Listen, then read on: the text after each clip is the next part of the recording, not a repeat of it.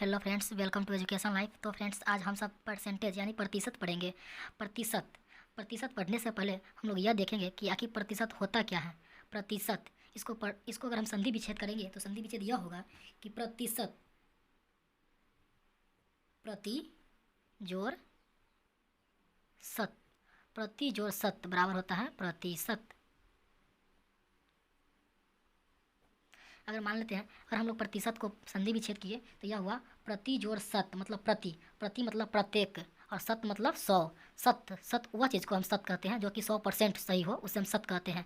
और प्रति प्रति मतलब वह होता है जो प्रत्येक, प्रत्येक को हम लोग प्रति कहते हैं। जैसे प्रतिदिन मतलब कि प्रत्येक दिन, प्रति वर्ष मतलब कि हर एक साल, मतलब कि हर एक चीज़ को हम लोग प्रति बोलते हैं। और सत जो 100% सही हो उसे हम सत बोलते हैं। इसी तो समझ गए होंगे, प्रति जो सत बराबर प्रतिशत।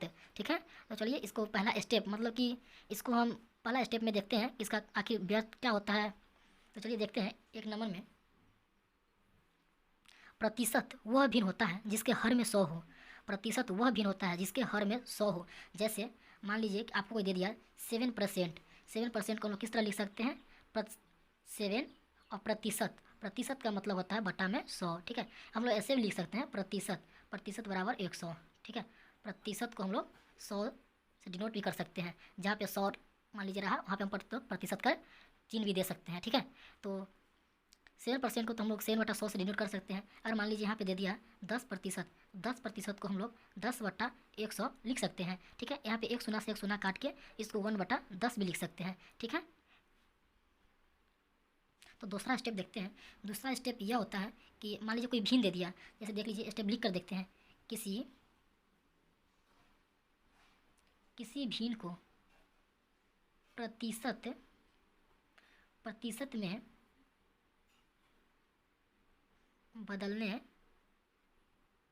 बदलने के लिए उसमें 100 से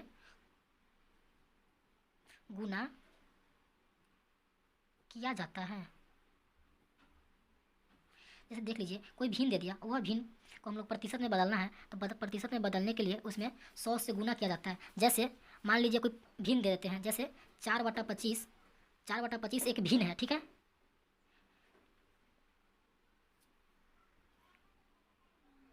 जैसे देखिए ये 4/25 जो है एक भिन्न है, और यह भिन्न को हमें प्रतिशत में बदलना है। तो हम लोग क्या फॉर्मूला लिखे थे कि किसी प्रतिशत को भिन्न में बदलने के लिए उसमें 100 से गुना किया जाता है। ठीक है, तो इसमें 100 से अगर हम गुना करते हैं, 100 से गुना करते हैं और इससे काटते हैं 25 चौका 100, तो इसको लिख सकते हैं 4 चौका 16, यानी प्रतिशत में ये बदला गया 16%। 4/25 जो है यह 16% के बराबर है। ठीक है, और इसी में अगर कोई एक और एग्जाम्पल देखते हैं, मान लीजिए यहाँ पे दे दिया 1/5। ठीक है, 1/5, और यह भिन्न को मुझे प्रतिशत में बदलना है। इसके लिए क्या करना पड़ेगा, फिर इसमें हम 100 से गुना करेंगे। ठीक है, 100 से गुना करेंगे और यह 5 से हम 100 को काटेंगे तो 20 मरतबे में कट गया। ठीक है, यानी कि हो गया ये 20%।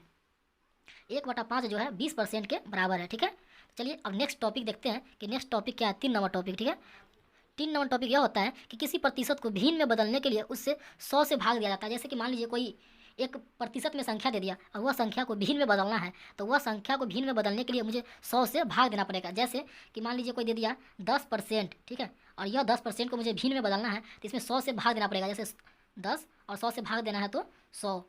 ठीक है, एक शून्य से एक शून्य कट गया, ये हो गया 1/10। ये 10% जो है 1/10 के बराबर है। ठीक है, दूसरा एग्जाम्पल हम इसी में ले सकते हैं। मान लीजिए कोई दे दिया आपको 25%, यह 25% को हमको भिन्न में बदलना है, तो ये लिख देंगे 25 और बटा में लिखेंगे 100। ठीक है, और इसको काटेंगे 25 चौका 100, यानी 1/4। ठीक है, यह 25% जो है 1/4 के बराबर होता है। ठीक है, चलिए अब अगला टॉपिक देखते हैं। तो फ्रेंड्स, अगला टॉपिक पढ़ने से पहले हम लोग यह पता करेंगे कि मुझे अगर कोई प्रश्न बनाना पड़े तो प्रश्न बनाने के लिए कोई फार्मूला का मुझे आवश्यकता पड़ेगा, तो वो फार्मूला कैसे याद करें। तो चलिए मान लीजिए कि अगर कोई आपसे प्रश्न इस तरह किया, किस तरह करेगा, x का y% कितना होगा। मान लीजिए आपसे कोई प्रश्न किया x का y% कितना होगा, तो यहाँ पे प्रश्न के अनुसार हम लोग यह भी देख सकते हैं कि प्रश्न क्या बनता है, किस तरह फॉर्मूला बनेगा। ठीक है, तो x का लिख देंगे x, और का मतलब होता है गुना। ये तो सबको पता होगा कि का मतलब गुना होता है, तो का मतलब गुना, और y को y लिख देंगे, और परसेंट का मतलब होता है बाटा में 100। जैसे आप लोग को शुरू में ही पढ़ाया है कि परसेंट का मतलब होता है बाटा में 100, तो इसलिए यहाँ पे बाटा में 100 लिख दिए। यह मेरा फार्मूला बन चुका है। ठीक है, एक्स इंटू वाई बट्टा में 100। ठीक है, यह फार्मूला बन गया। यह फार्मूला पर हम कोई प्रश्न को अगर सॉल्व करना चाहते हैं तो सॉल्व करके देख सकते हैं। मान लीजिए कोई प्रश्न आप ले सकते हैं, जैसे 400 का 75%। मान लीजिए कोई प्रश्न हो गया मेरा 400 का 75% क्या होगा। मान लीजिए आपको कोई प्रश्न दिया कि 400 का 75% क्या होगा, तो यह प्रश्न को हम किस तरह सॉल्व करेंगे, यह फार्मूला पर सॉल्व करेंगे। तो किस तरह बैठाएंगे, एक्स हो गया मेरा 400 और वाई हो गया मेरा 75। ठीक है, तो यहाँ पे ले लिखेंगे 400 का मतलब होता है गुना, और 75 के 75 ऊपर में लिख देंगे, और प्रतिशत का मतलब होता है बाटा में 100। ठीक है, अब इसको काटेंगे, 2 जीरो से 2 जीरो कट गया, और 75 में 4 से गुणा कर देंगे, तो 75 चौका क्या होता है, 75 चौका 300, यानी कि 300%। सॉरी प्रतिशत नहीं, 300 होगा इसका राइट आंसर। ठीक है, तो 400 का जो 75% होगा यह होगा 300। ठीक है, चलिए अब नेक्स्ट टॉपिक देखते हैं। तो फ्रेंड्स मेरा नेक्स्ट टॉपिक है एक्स जो है वाई के कितने प्रतिशत है। ठीक है, टॉपिक जो है एक्स जो है वाई के कितने प्रतिशत है। ठीक है, एक्स जो है वाई के कितने प्रतिशत है, तो इसके फार्मूला इस तरह बनाएंगे। कैसे बनाएंगे, एक्स जो है एक्स के मतलब एक्स के सापेक्ष में वाई का पूछा है। ठीक है, इसलिए एक्स को ऊपर लिखेंगे और वाई को नीचे लिखेंगे, और गुना में 100 लिख देंगे। ठीक है, क्योंकि जिसके सापेक्ष में पूछता है वो ऊपर रहेगा, और जिसके बारे में पूछता है वो नीचे रहेगा। ठीक है, और गुना में 100 रहेगा। ठीक है, यह मेरा फार्मूला एक बन चुका है, और यह फार्मूला पर भी हम एक प्रश्न को सॉल्व करके देखते हैं किस तरह फार्मूला सॉल्व होगा। ठीक है, तो चलिए कोई प्रश्न एक लेते हैं। तो मेरा प्रश्न रहा कि मान लीजिए कोई अपना मन से प्रश्न लेते हैं, जैसे कि 30 जो है 20 का कितना प्रतिशत है।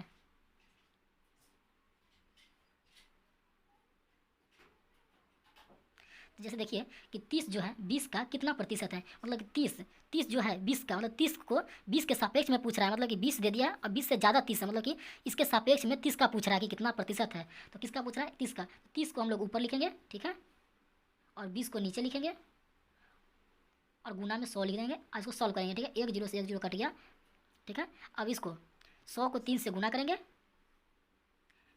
नहीं सॉरी दो तो बचा हुआ है, 2 को भी काट सकते हैं।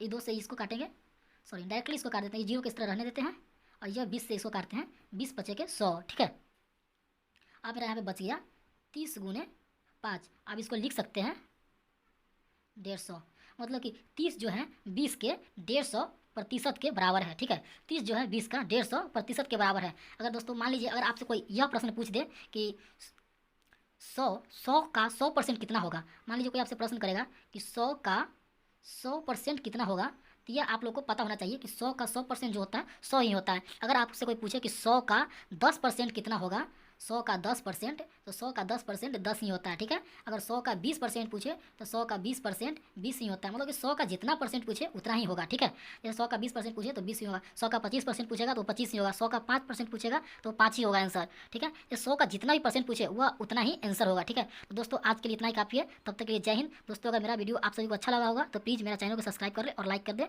और प्लीज़ दोस्तों में शेयर जरूर करें। तब तक के लिए थैंक यू दोस्तों, जय हिंद, जय भारत।